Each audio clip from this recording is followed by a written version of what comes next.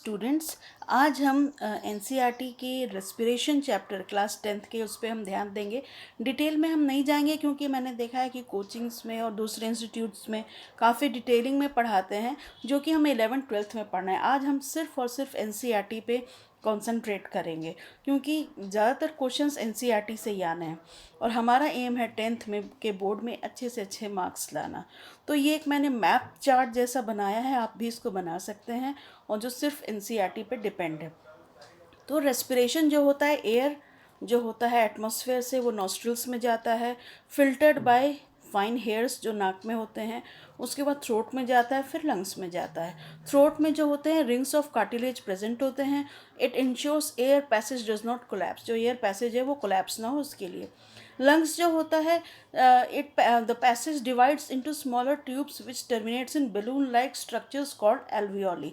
तो याद रखिएगा, एल्वियोली बैलून लाइक स्ट्रक्चर्स होते हैं and it's wall contain blood vessels. ये 1 नंबर के क्वेश्चन में भी आता है। And it provide surface for exchange of gases, इसको याद रखना है। अब ब्रीथ इन करते हैं हम एयर, लिफ्ट रिब्स, जो हमारे रिब्स होते हैं वो ऊपर की तरफ लिफ्ट होते हैं और डायफ्राम फ्लैटन होता है। चेस्ट कैविटी बिकम्स लार्जर क्योंकि उसमें हवा भर जाती है, एल्वियोली में हवा भर जाती है। And blood brings CO2 from rest of the body release into alveoli. पूरे बॉडी पार्ट से जो भी CO2 आ रहा है वो एल्वियोली में रिलीज हो जाती है। और oxygen in the alveolar air is taken up by the blood in the alveolar blood vessels. और जो हम ब्रीद इन करते हैं उसमें से ऑक्सीजन जो है वो ब्लड वेसल्स में चली जाती है। और मतलब इस तरह एक्सचेंज होता है एल्वियोली में, जो CO2 है ब्लड से वो एल्वियोली में आती है, और एल्वियोली में जो हम एयर ब्रीद इन कर रहे हैं उससे ऑक्सीजन ब्लड वेसल्स में जाती है। And then the oxygen is transported to all the cells in the body and CO2 is breathe out. तो ये जो चीज़ है बहुत इंपॉर्टेंट है। याद रखने वाली बात है कि CO2 is more soluble in water than oxygen and transported in the dissolve form in our blood. यही बात होती है। और रेस्पिरेटरी पिगमेंट जो होता है वो हेमोग्लोबिन होता है। हेमोग्लोबिन मालूम ही है, रेड ब्लड सेल्स में होता है, और ये हाई एफिनिटी फॉर ऑक्सीजन है। ऑक्सीजन जो है हेमोग्लोबिन से ही कंबाइन होकर के और पूरे बॉडी में घूमता है। इसीलिए जब हेमोग्लोबिन अगर कम होगा तो ऑक्सीजन कैरिंग कैपेसिटी कम होगी और इंसान को कमज़ोरी हो सकती। ठीक है। तो अब ये अपर रेस्पिरेटरी ट्रैक्ट में मान लीजिए सीलिया है, help to remove germs, dust and harmful particles from inhaled air, ये याद रखना है।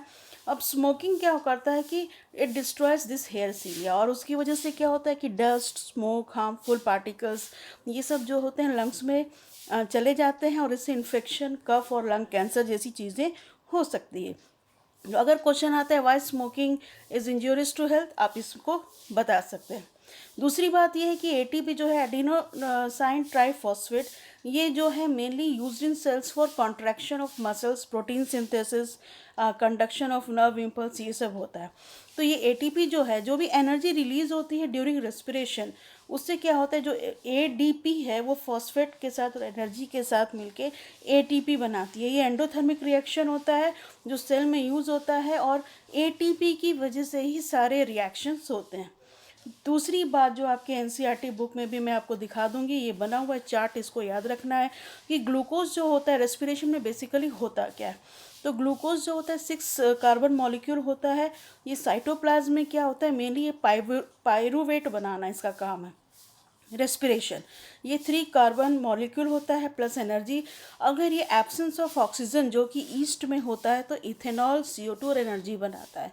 अगर लैक ऑफ ऑक्सीजन होता है तो मसल सेल्स में लैक्टिक एसिड और एनर्जी बनाता है, और ऑक्सीजन के प्रेजेंस में माइटोकॉन्ड्रिया में CO2 plus H2O plus energy बनाता है। तो ये चीज़ें शुरू में ही दी हुई हैं, दिखा देती हूँ मैं आपको। ये याद रखना है, ATP याद रखना है। स्मोकिंग का क्वेश्चन आ सकता है, और अगर 5 नंबर का क्वेश्चन आता है तो आप डायग्राम के साथ इसको एक्सप्लेन कर देंगे। डायग्राम जो एनसीईआरटी में दिया हुआ है ये हल्का फुल्का बना सकते हैं तो बना लीजिएगा। देखिए लिखा हुआ है नेसल पैसेज है, माउथ कैविटी है, फेरिंग्स, लैरिंग्स, ये सभी जो है थ्रोट के ही पार्ट हैं। उसके बाद रिंग्स ऑफ कार्टिलेज होते हैं, देखिए इस तरह, ये इसको याद रखना है। ठीक है। और ये रिब्स हैं, लिब्स हमने देखा कि अपर लिफ्ट होते हैं। ये डायफ्राम इधर आ गया, ये जो है ये डायफ्राम हो गए। ये देखिए एल्वियोली है, बैलून लाइक स्ट्रक्चर्स होते हैं। ठीक है। और यहीं से एक्सचेंज ऑफ गैसेस होते हैं, CO2 और O2 का। तो इस भी पूरा रेस्पिरेशन की कहानी है, और इससे ज़्यादा आपको कुछ पढ़ना नहीं है, इससे ज़्यादा कुछ नहीं है। ये पॉइंट्स आपको याद रखने हैं। ठीक है, फिर मिलते हैं।